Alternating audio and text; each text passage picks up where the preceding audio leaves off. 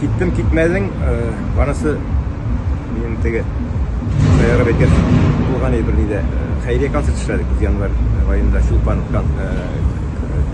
Шулпан мәдениет үзәгендә Зейнәп белән Абдулла улыбыз. Шунда әйттем мен теге жер арбасыннан сикереп төшеп калам да тизрәк булган эшләрне эшлим яңа куып җитеп утырам, аннары тагын шунда эшләрне эшлим дә тагын куып җитеп тагын утырам дип. Монысы нинди? Шаяру минем бер холкым шулай бит. Мин бер юнәлештә генә сәхнәгә генә карап торган кеше түгел, теге залларны шыгырын тутырып эшләгән вакытларда төрле юнәлештә эшләргә тырыштым.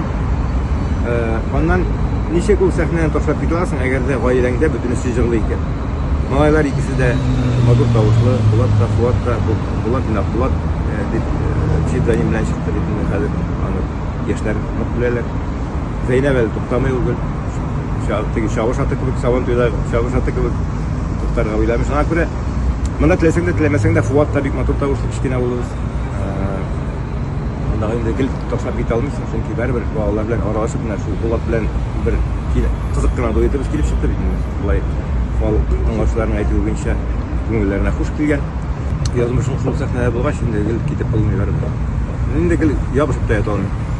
Чөнки бер теге Рөстәм Закиров әйткән бит, мин бәләкәй вакытта Илһам Аби Шакиров безнең авылга килде дә ди. Интервьюсында әйткән. Ул вакытта Илһам Абига 50 яшендә. Именно да клубта инде апалар, абилар сөйләшәләр ди. Бу Илһам кортайгач авылда йөри башлаган икән дип әйтте. Менә үзем инде һәр 50-не үтеп киттем. Менә шул Хамар искә төшә дибрәк шулайрак әйткән. Бу булган хәл менә мен 58 яшьмә бер. Без кайда кирәк? Без кайда кирәк, шунда ярый безләр, димме?